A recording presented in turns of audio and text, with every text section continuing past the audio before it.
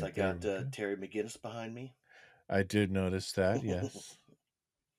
I had a feeling. I was like, I could either go the whole time with you not knowing for sure, or Oh, yeah, that if. popped up pretty quickly. And I did notice season 7 up there. Oh, yes. Yes. Wait, no, that's not 7. That's That's 6, still isn't it? 6. Yeah. Well, let me fix it. Yeah, you got to swap that. When these dads meet world, watching Boy Meets World. We grew up on the show, now we have kids and host a podcast. We watch each episode and then share our thoughts and grades. When these dads meet world. They want you to take the roles. They do good looking people. They want you to take the roles, and unfortunately, Brett, there's not as many roles left as there used to be. There aren't. We've been quietly eating all the roles for a good 6 years.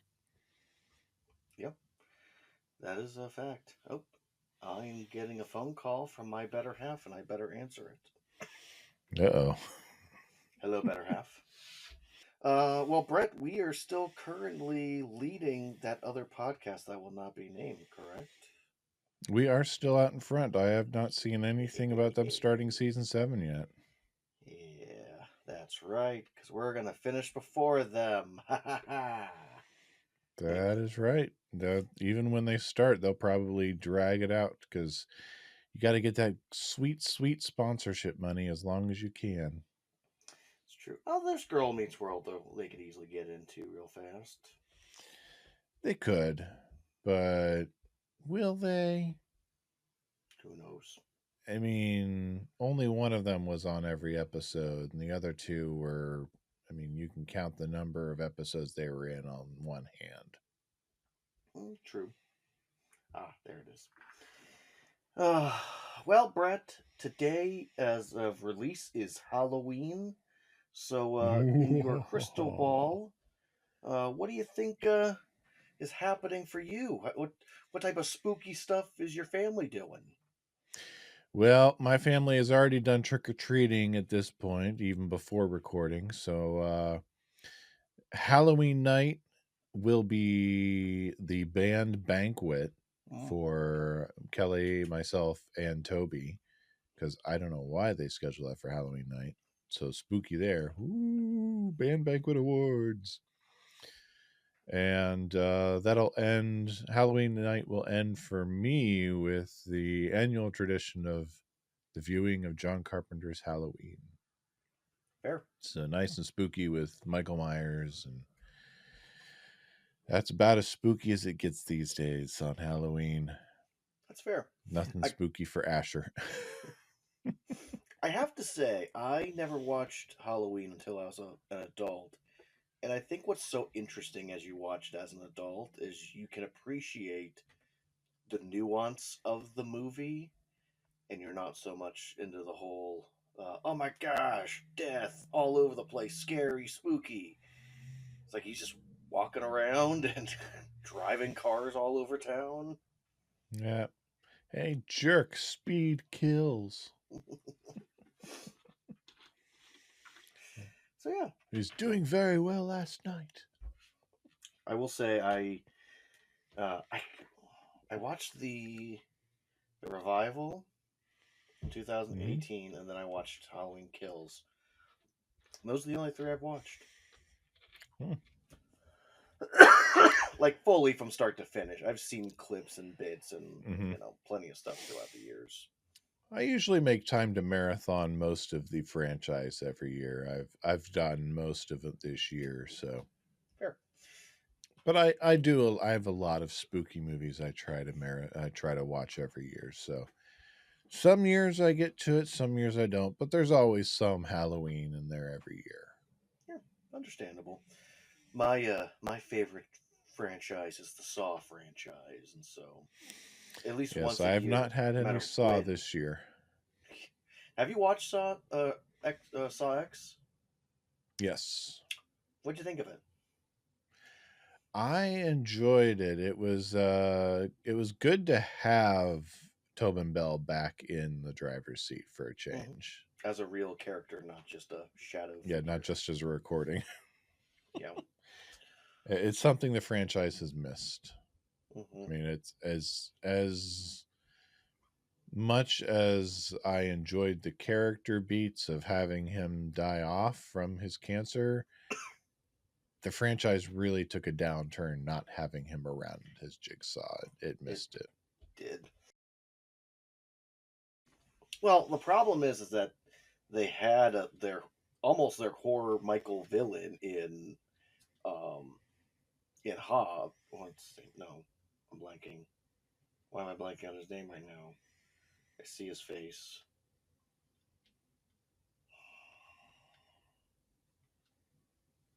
Wow. I'm failing. Yeah, I at can't the remember moment. his name. Not Amanda. Hoffman. Mm-hmm. When they had Detective Hoffman, I liked him the most in the seventh one when he went full serial killer, like showing up and being a Michael Myers in that moment. Like, I didn't mind it. Because I always felt that the smartness slash all of the intelligence was coming from John, and so when he was Yeah. no longer there to provide that in the moment, it felt disappointing. Yeah. And I did watch all the extra ones as well. They were not as good, and I I really loved in the beginning when it was like this nice little sunshine moment. He's like, maybe I don't have to put people in traps after all. Nope, I That was do. fleeting. Well, Brett, should we get into this episode that has nothing to do with Halloween, but has some scariness to it? Clearly, since we are a Boy Meets World podcast and we spent the last 8 minutes talking about Halloween movies. Yeah, so good looking people. We are talking about the third episode of season 7, Angela's Men, wherein Angela's father comes to visit her and seeks to help her reconcile with Shawn. Meanwhile, Eric plans his revenge on Topanga. This episode was written by Jeff Manel, directed by Jeff McCracken, originally aired October 8th, 1999. Currently has an IMDb rating of 8.2. That's a whole point and a half higher than our last episode. That is one of our largest jumps from episode to episode we've ever had. As it should be. Yes. And last week's episode only pulled in a 7.99 in the Nielsen's, despite Mankind's guest appearance. Shame. This week's episode raked in a 9.86. Now, there was a trend that you can see with some other shows where if an episode would do well, if it would create a buzz, people would tune in the next week and you could see that spike. So if people heard, oh, hey, they had Mankind on last week, let's see what goes on this week. Sometimes there was that word of mouth bump. So, Yeah. Well, also, I can't imagine that they didn't promote the fact that Angela and Shawn might get back together. I'm sure the promos for it had something to do with Shawn and Angela. Mm-hmm. I had to have. I mean, you couldn't go 2 seconds without it being about Shawn and Angela in this episode. So, Yeah. With that said, there is our table set. Take it away, Tyler. Yes. So we start, Brett, in the girls' apartment, which feels wrong to say, but they rightfully won the apartment battle, beating up Eric and Jack. And the girls have officially turned it into more feminine. Now, they almost are trying to play it off like they hung wallpaper or painted, but it kind of feels like they just did that already, like before the season started. Not necessarily, but they're trying to make it seem like the girls did all this work to make it more homey. Yeah. was definitely something that was done off screen before the season got started. Yeah. But they hung blankets and put cute things up all around. It looks like a Yes. girl's apartment. It does. It's But more yes, effeminate than when the guys were there. but there's a lot of knocking at the door, Brett. There is. I just love that. Milkman. There are no milkmans anymore. Cow. Cow. Shawn is flat out stalking Angela. Shawn is going a full Cory in this episode. He doesn't know He how, but he is has. gonna fix Angela and his relationship. He's going, what do we say? Negative, toxic positivity. This situation. Yeah, well, I likened Cory to his emotional Sherpa last episode. So Cory, he's taken Cory's advice and Cory's guidance this episode and just running with it. So Yeah, Shawn is the main character of this episode, and this scene is showing that full tilt. Cory's there, but he is not the main character. Mm-hmm. I do love Angela goes, you can say anything you want to, as long as it doesn't contain I, love, or you. And Shawn just says, I love or you too. There is a lot of creative loophole conversations and semantics in this episode that I adore. There really are. And I'll give this, Shawn is persistent, and the fact that Angela hasn't pulled out a restraining order or had that talk where she says, Shawn, don't ever come around again, really tells you that Shawn is not wrong when he says, I know you love me too. Yeah, it's that 90s thing for sure. But I do love that Cory is making clear to Topanga, I'm not here for you. I'm just here for my friend for when he gets killed. Go on, get killed. Like, yes, Cory has no hope this episode, and it doesn't look bad on him. It doesn't. I was just going to say, it's kind of a nice change of pace for Cory to not be the sad sack or not be the Mopey. Completely the toxic positive guy that he was last episode. And for him just to be the good friend ready to go. Yeah. But Brett, we have maybe one of the best guest appearances ever on this show now. Yes, we do. We get to meet Sergeant Moore, played by Julius Carey. This is his second of 3 appearances.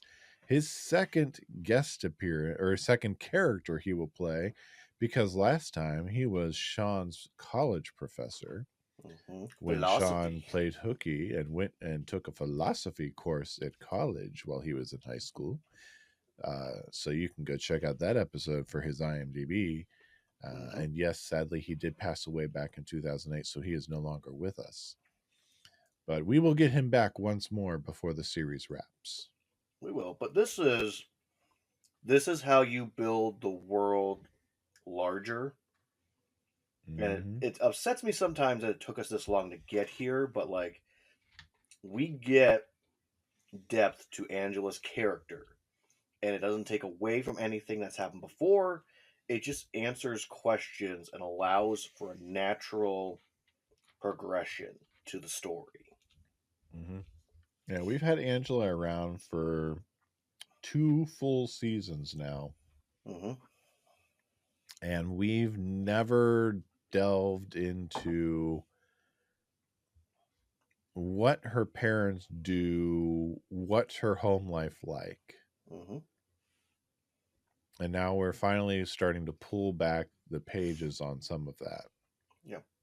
I almost wish, Brett, that that when Topanga actually went to Pittsburgh to live there, we would have found out that Angela was in the same school as her.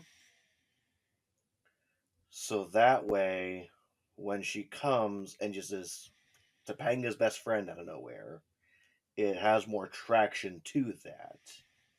Mm-hmm. As a transfer student. Mm-hmm. That they actually knew each other, and it was nice for them to come back together.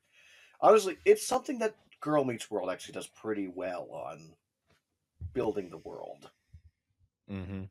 But they make very clear that Shawn and Cory are not welcome right now, and they run away from him in fear. Yes, they do. Shawn tries to be cute with him and tries to say things like, "Do you see how the way she treats me?" He goes, "Permission to get up, sir? Permission denied. Punk who broke my baby's heart." Yep.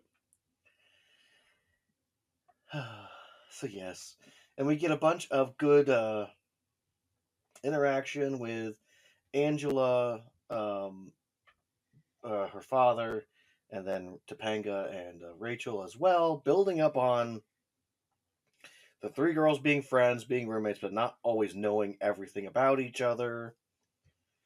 Yeah, and I wanna address something before we get too far away from Shawn and Cory leaving. Shawn can't call himself the boyfriend or address or Angela as the girlfriend because Shawn is the one who ended things. And I don't want to lose sight of that in this episode because I'll come back to it later on. Because last season, Shawn is the one who called it quits. Shawn is the Yes. one who said, I can't do this. So he can't be telling Angela's dad, I'm the boyfriend, or see the way that my girlfriend treats me. That's misleading. It is. But Rachel has got to chill. Yes, I like how it's very upfront of like, oh, what about Mrs.? And it's like, Angela hasn't at least shared with Rachel, here is my trauma, my brand new roommate. Very clear that they've never sat and talked about, hey, what's your mom's like? Or Yeah. what's your mom like? But Brett, that's basic 101 about having a roommate is you dive into random crap, and if you're really close, you dive into all the crap. Yeah. You never had that basic surface level conversation of, hey, what's your dad do? What's your mom do? While you're setting up the apartment or Right. while you're talking on campus at the student union where you spend all your time.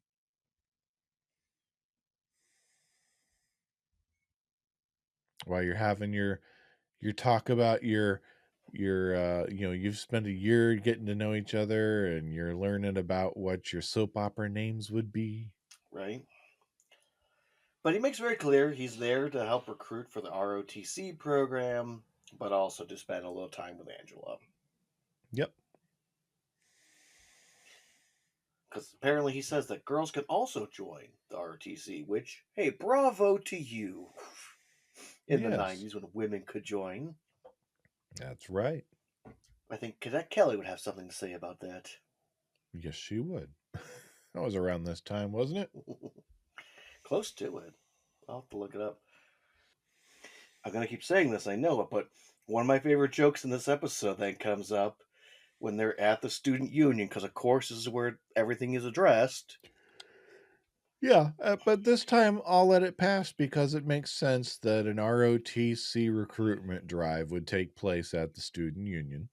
Mm-hmm. We get a small moment where Eric and Jack are upset, mostly Eric, because Topanga beat him up. Yes. Eric's obsession with getting beat up by Topanga is a fun subplot throughout the episode. It's a perfect B story. It is. Like, something happened last episode, it's still affecting our character. He cannot move on with his life. It's an appropriate level of cartoonish buffoonery for Eric where he's at this episode. And it is with where this episode winds at in the A story, it's just enough levity so that it's a good balance. Mm-hmm. I agree. I just like how Feeney tries to bring their attention and making clear that he has served in the Navy, to which Eric says, England doesn't have a Navy, you liar.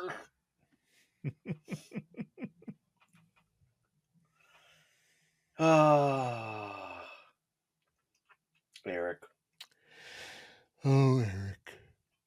If there's one military operation people should know about from England, it is their Navy. Yeah.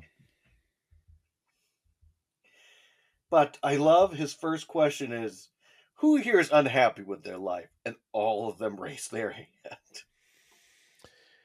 Yeah, I mean, that's a fairly loaded question to ask of any room full of college students. Mm-hmm. We immediately, Brett, go to a gymnasium somewhere. Yeah. This is the first and only time we'll see this gymnasium, apparently. Must be Yeah, right 'cause underneath the student union. none of these characters do anything athletic ever. Yeah. But I just love this. I don't know, but I've been told. Where the I don't hell know, is but I've been everybody? told, where the hell is everybody? Stop it. Stop it. You trying You to be cute trying to with me, be boy? cute with me? Maybe. I do love the relationship that they form. Mm-hmm. It's really quick. It's so interesting because he had, again, Ryder had great chemistry with him as his professor. He's having great chemistry with him now as Angela's father. Mhm. Like, it's just so funny to me. Like, sometimes when actors are on screen, it's just like you could see another version of this show where he's his boss and he's learning from him. Yep. I don't Yeah, know. and they give their characters a good story beat to bond over too. Mm-hmm. I like where they went with that. Mm-hmm. But then again, of course, Brett, we get Cory walking in with burgers and such. Eric's finger puppet. Yes. I'm the sergeant of the whole army.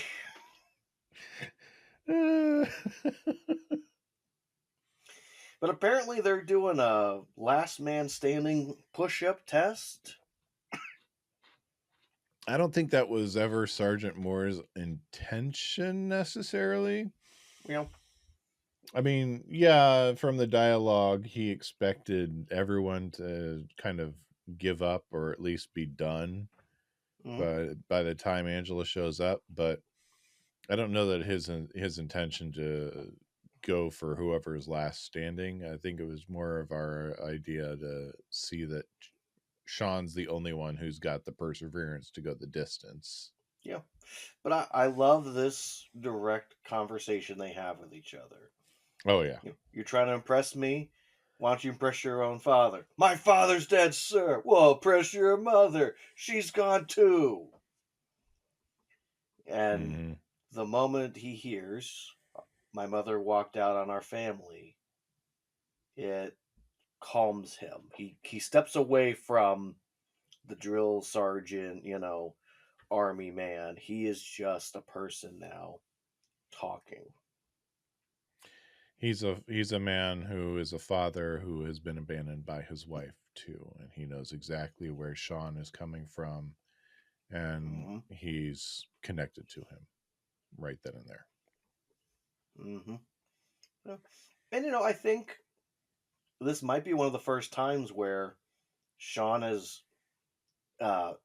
unpacked the impact of what his childhood had on him and the relationship he had with his parents and the relationship that his parents had to each other. And he speaks, it's almost quite poetically of, he almost sat under, well, how would I feel as a husband to show up and my wife is just gone or stole the trailer. Yeah. But Angela shows up, Brett, again with her fabulous hair. Oh, yeah. I think every episode we have to mention she has fabulous hair. She does, and that hair does not move. Let me tell you. I just love, she just presses down on Shawn and forces him down and makes it very clear. I don't care what you do. I don't care if he respects you. I will not love you. I love how her dad goes, I am extremely uncomfortable. Yes. And I think it's at this point it goes from I don't love you to I can't love you, right? Mm-hmm. Yeah. So we get a shift here to that I don't love you to I can't love you, and so we get that we see that movement to where we're seeing that Shawn actually is right. There's more going on behind Angela's eyes here, and we see that Shawn is right. Mm-hmm. But I love that Eric is sitting in the trash can and Angela kicks it. So he Waving his like, white flag. and I can only, Brett, in my head canon, I sit back and I go, I don't know if she was supposed to do that, but it was perfect. And like in her anger, she just kind of pushed it over. Yeah, And it works. it does. But Brett, we get an interesting development in the student union. We do. We have Shawn walking in a army uniform, which Cory's annoyed, Angela's disgusted, and we have Eric officially getting ready to sneak attack Topanga. Yes, yes. The amount of times they're transitioning from one area to another, and you see Will in the background, and then it's a nice close up of the character of Eric, and you're like, oh my gosh, this is incredible. Oh, it is just over the shoulder. As we go through the scene, as he starts to get into the costumes. Oh, it's great. Mm-hmm. Well, Brett, what's your favorite? Is it he's dressed as another girl in a bonnet, a dress? Is it the tree in the middle of the student union? Or in the glass case? Mine is in the glass display case. Just because it's just so like him dressed as the other girl, it's believably hiding in plain sight. The tree is just so ridiculous. Yeah, I think I love the tree the most, and that's why. The display case is just it's right there in the open. It's his face pressed up against the glass that makes that one for me. Yeah, so I love that Cory makes clear, hey, if you're going to war and you want me to go with you, I'll go with you. I can do this. Let's do this, buddy. I don't want you to go. Oh, thank goodness. Let's go. Let's get on the tank. Yeah. And I just love it. He goes, all right, I got the list of all the people who resigned from the ROTC class. Everybody. Yay. And this is when we get the sneak attack. Yep. He jumps on his back. If we had gone to war that year, Pembroke would have let us down. Exactly. And I love that you're seeing full-blown crazy Eric in this moment, but it's warranted. Yes. It's deserved. And my favorite is you don't let them know when they're coming. Tomorrow, 3:00, I'm going to sneak attack you. It is earned crazy Eric. Yes.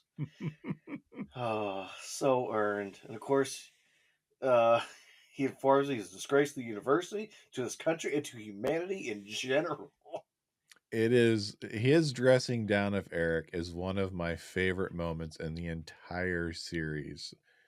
If only for Eric's reaction. Yeah. And it's so funny because he's a sane authority figure that they desperately need to bounce off their craziness to. It's And almost like they've needed a dean or someone that they can like really bounce up against.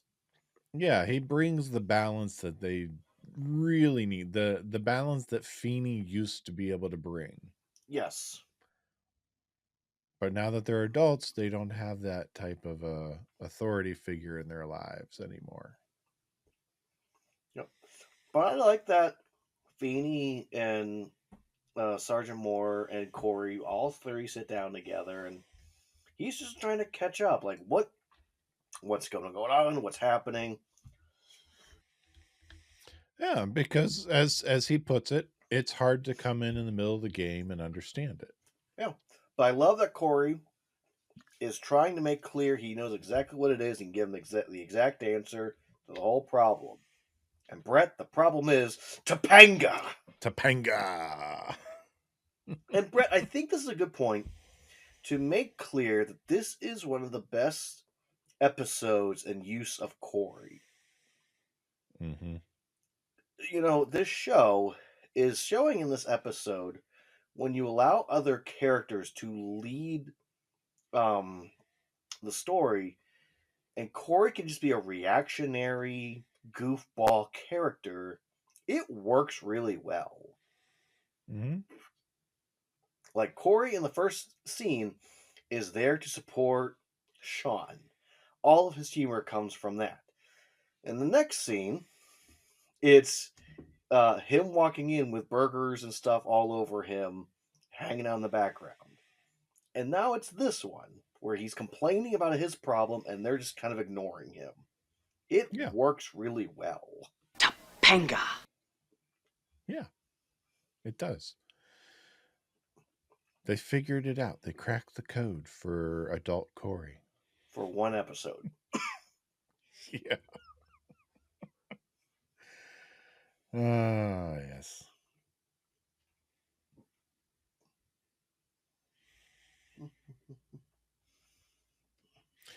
But here's where it turns a little bit. They're rewriting the whole breakup of Shawn and Angela. Yeah, I agree with that. I think they're I trying to. I really simplify don't it. like that.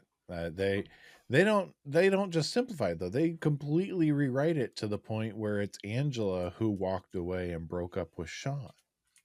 They Well, put all in writing this episode, they put all of the weight of the breakup on Angela walking away from Shawn. There's nothing in the I retelling of think it. In all of the retelling of it, it's Angela broke up with Shawn. And Shawn's the one that's been trying to get her back. Because they need for it to line up with Cory and Topanga. They need for it to line up with this new story beat of her not wanting to be like her mom. But in fairness, Brett, when they had an opportunity to potentially get back together and Shawn was confessing feelings, she ended the conversation. She did. No. After Shawn had already said, no, we can't. And she'd said, okay, then that's it. Correct. I don't disagree with that. And then they're at the wedding and he's trying to put a move on her, making clear he has feelings again for her, and she's saying no. So, I mean, in the rewriting that they're trying to do, which they do every single season, Brett, every single season, they take a revisionist look at the previous last seasons. Hey, remember when Cory went from 6th grade to high school? I do. Yeah, this is one of their retcons I don't get on board with. And I get because that. of the way the way that they do it is not it's not fair to the character. I don't disagree. Yeah, but I don't mind the take they're taking. It's not a bad take. It lines up with the story they've got for her, and I'm glad they finally give her a backstory to flesh her out. I just don't agree with the way they got to that point. Go to the couch. There's someone there who will pet you and love you. Brett, can we say that we're about to watch the best, like, minute of Boy Meets World season 7 right here? Oh, I believe so. At least Jack, one of the best minutes. Jack walks in. He is in Feeney's lecture class, because it's always the same one for Feeney. And he is standing in front of and has a small border, and he is in the artwork of the farmer and his wife painting. He is dressed as the farmer. That's the farmer. And Jack just comes up beside him and says, I begged you to get help. And he just starts maniacally laughing like a crazy person. Oh, this is going to be so sweet. Yeah. Even the little added touch of Eric acting as if the farmer's wife's getting fresh with him. Uh-huh. It's all gold. It is. And because this is a one-man mission. Will you help me? Fine. I'll do it myself. But, Brett, apparently Feeney wants his students just to read for 40 minutes in silent tranquility. Because Uncle Feeney's had a day. Yeah. It's college, bro. Cancel the class. Yeah, cancel the class so early. I mean, you don't have to have the class if you're having a birthday. Yeah, that's high school level, man. You just go home. Yeah. If you're having a day, just cancel class, send everyone home. Brett, we get a classic Eric scream. Yes, sir! Misses Topanga, of course. Almost gives Feeney a heart attack. He's holding his chest like it's going to happen. I just do. Quit. I just do.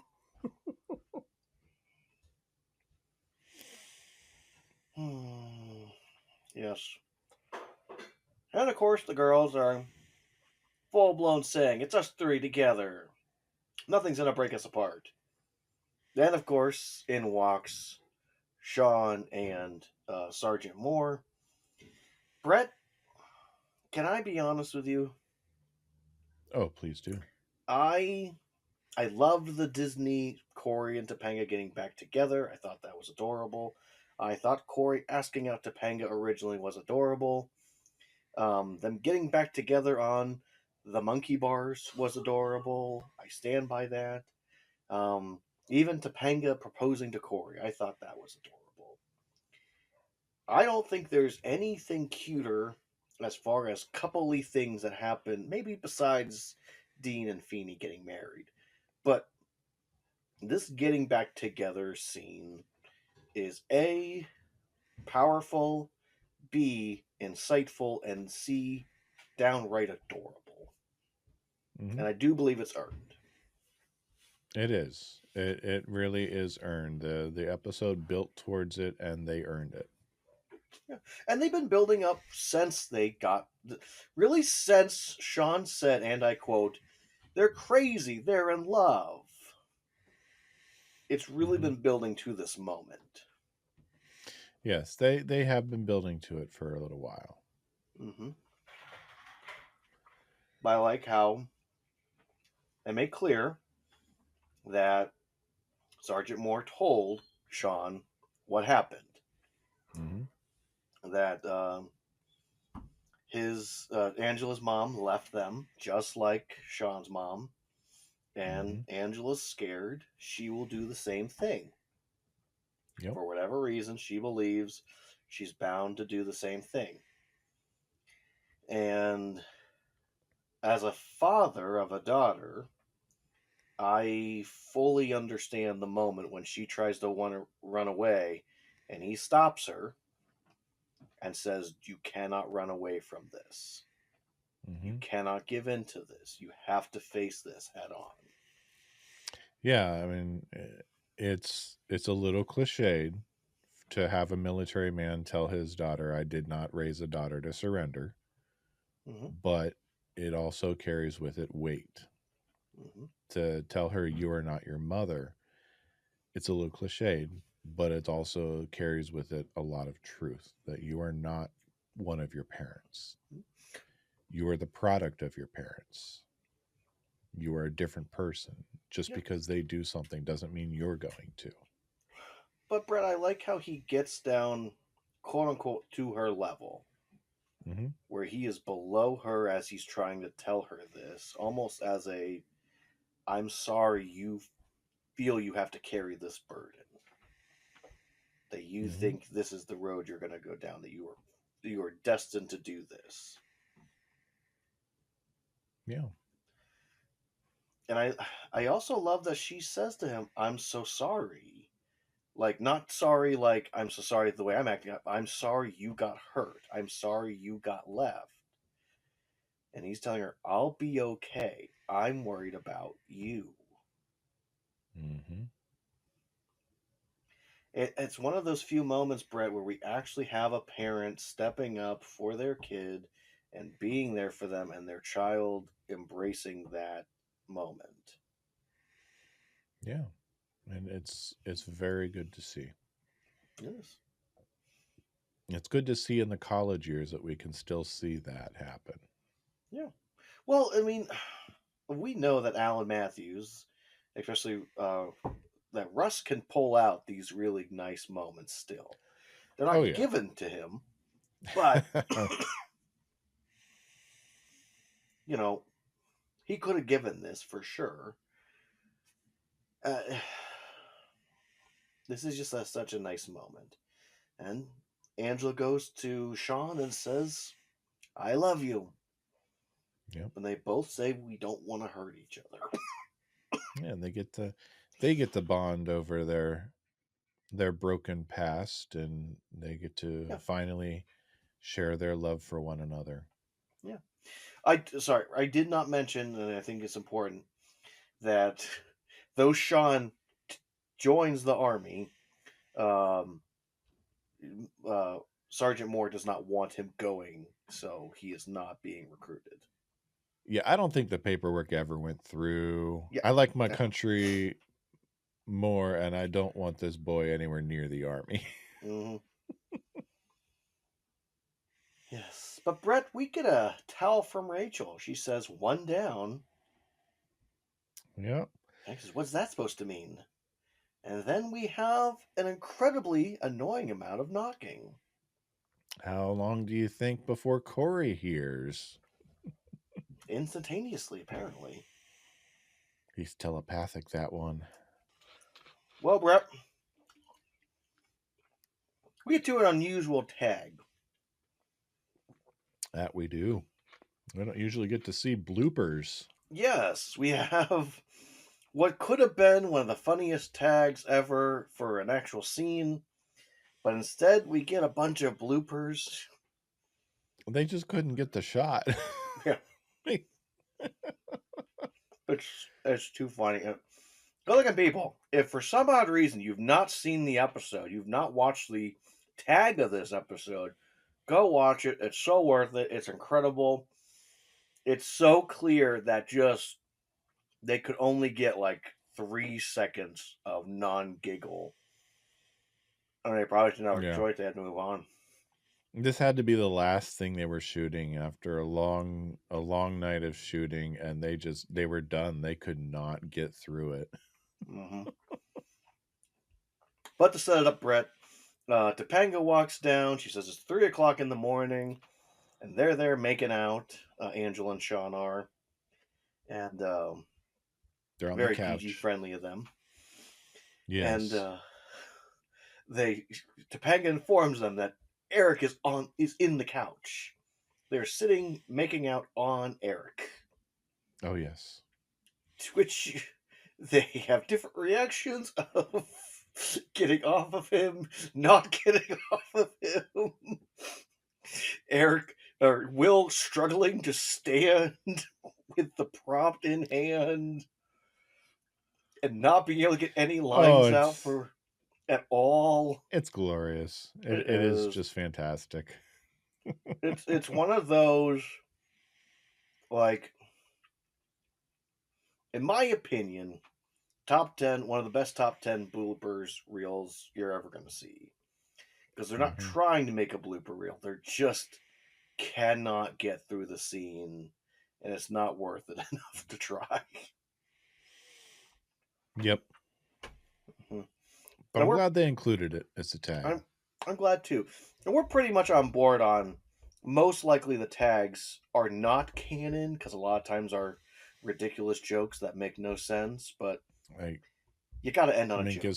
Minkus disappearing into the ether. Mm-hmm. I've done it. But Brett, yes, that is an episode right there. All right. So do you have any deep dives for us? Yeah. People. Am I the only one who read the summer reading list? I'm a little disappointed you have not added the just tell me at the end. Well, it's one of those things where it's just a matter of I keep forgetting to. Just tell me!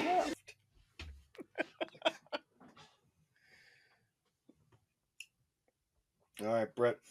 A master sergeant is a military rank for a senior non-commissioned officer in the armed forces.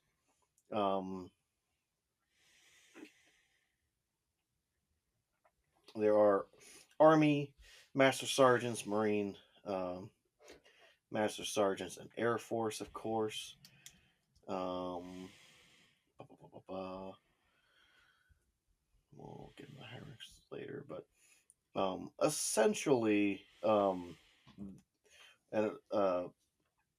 you get to this point where you are no longer really serving directly in line of combat, and you're more in the realm of being civilian, in a sense, is what I was seeing from this. Mm-hmm. Which but you have would make sense as to why he was doing the recruiting. Right. So, as far as the ranking is concerned, I will tell you that for the Master Sergeant, the insignia is wrong on his shoulder because he has a star. And that's for a Sergeant Major, not a Master Sergeant. And a Master Sergeant, or a Sergeant Major, is 2 ranks above a Master Sergeant. Stolen valor. And that is only 2 ranks above the highest rank, a Sergeant Major of the Army. And that does not get into what it means to be a general. So, there's a whole lot of fun clarifications that we could get into, but unfortunately, Brett, I don't understand those things. I just mostly was confused on, well, what does that mean? Because I did remember that the patch, there was that one missionary we went to, he had a Marine patch that was very similar, and we discovered why, and he it always made me giggle when he was like, oh yeah, I'll let it's only the majors or whoever I let drink out of that cup, and unless you're one of us, you can't. Yep. Brett, you mentioned burger and such, and it made me think to myself, where should you get a good burger in Philadelphia? So here are a couple recommendations. There's the Tomato Shack Salad Pizza Co. in Mayonka. The Reading Terminal Market. The Wayward. The Danteleon. The Love. Sabrina's Cafe. Capitol Grill. Butcher and Singer. Monk's Cafe. Sonny's Famous Steak. Con Murphy's Irish Pub. The Red Owl Tavern. Oyster House, Brock Brazier, and the Barbuzzo. Huh. I wouldn't call many of these places burger spots, but hey, that's what TripAdvisor had to say. Yeah. The only other thing, Brett, I guess I could say is ROTC programs I know are not a bad thing for those who have a military passion and desire to get into it, especially in the junior ROTC programs that they have. Mm-hmm.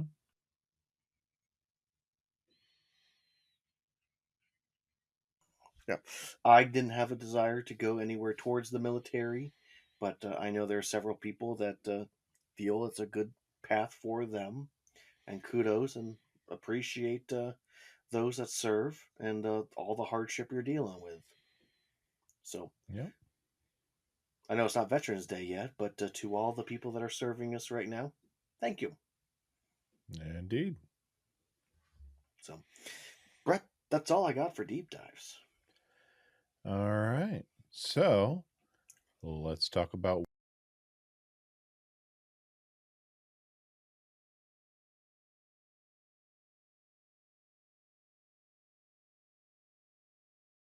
what did we learn? Well, my Feeney lesson for the day, even though he was barely in the episode, but much better utilized this week than last week.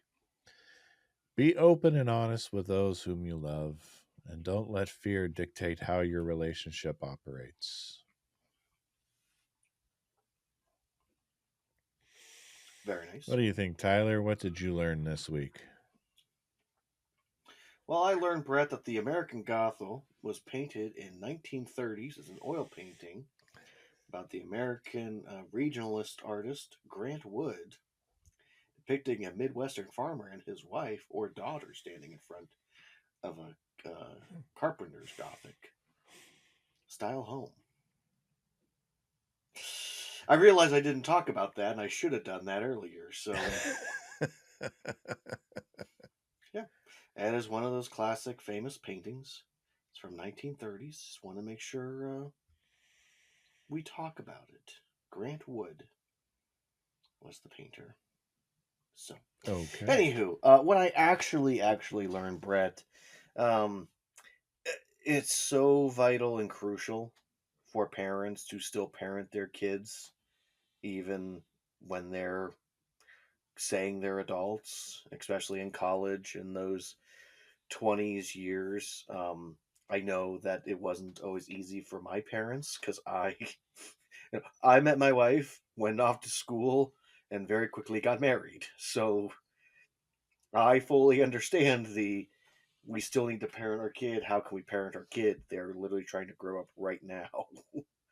um, but Angela desperately needed her dad, and one could argue that Shawn really needed his parents, and they're not there. And I mean, Alan and Amy are right there, everybody. Go to them. But yeah, showing up for your kid even when they're older is extremely important and very helpful. Indeed. Yeah. All right. Well, I'm right? No, you're exactly right. So am I done with my education? Can I go? how would you grade Angela's Men? Oh, it's an A plus. There's no way around it. Yeah, no, it's an A plus. This is one of those episodes. It's one of my comfort Boy Meets World episodes. Eric's ridiculousness in this episode just brings me so much joy. Cory's antics, Shawn's antics, and I love the ending of this episode. Not the I do love the closing, the bloopers, but I love that get them getting back together and just when you put aside all the fears, when you put aside all of the other noise that's easy to listen to, when you just focus in on what the two people want, what they want us to be together. Mm-hmm. For now. Yeah. That's fair. What about you, Brad? I give it an A-.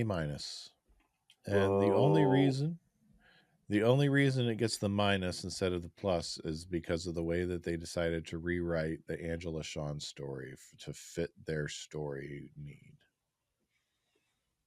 If I was grading it just in the vacuum of here is this episode, period, it'd get an A+. But I'm grading it in the tapestry of Boy Meets World as well. And I already talked about how I don't like that creative decision, and it does grate a little on me as I watch it. I was watching it this afternoon, and I had a hard time getting past that at points. So, I mean, I put it on and I watch it. I still enjoy the episode beginning to end, wire to wire, but I still have that runs in the back of my head when I watch it. So A- for me. That's fair. It was almost a B+, but talking through it tonight brought it back up. I probably couldn't talk to you for the rest of the week if that was a B+. Yeah, that's fine. I mean, you're allowed to give it whatever grade you want to give it, but this is just, for whatever faults this episode might have, I can always look past it because I know I have an emotional connection to this episode. Yeah, and that's fair. And I've looked past faults in episodes because, I mean, I look past the faults in the psychotic episode just because I know it's a big cartoon episode. It's very true. But, Brett, you have to admit that for the 6-part storyline leading up to the, we'll say 5-episode storyline leading up to just regular college life before wedding stuff, this is the best one. Oh, I don't disagree. Can we skip next week's episode? No, Let's just go but I'm straight sure to we can they're driving us crazy episode. Let's do that one. I'm sure we can get through it quickly, though. Probably. Maybe we'll set a record. Maybe. But anyway, I believe you owe me some dad jokes before we get sign off. Brett, why is the Army so strict about uniforms? Something about sleeves. Why? To minimize casualties. Ah. All right, one more. What form is required for all members of the military?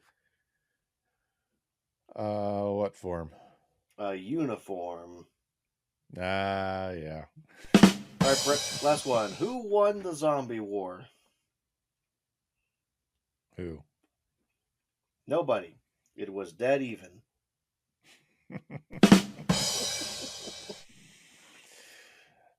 All right, and with that, good-looking people, that is it for us this week. Hope you enjoy your Halloween whenever you watch this or listen to it. You can send us your picture of yourself with your Halloween costumes on social media at dadsmeetworld on Instagram, Facebook, Twitter/X, which I gained access to again this week and posted on Friday about our new episode. So, woohoo! I just had to change the password because I couldn't remember the old one.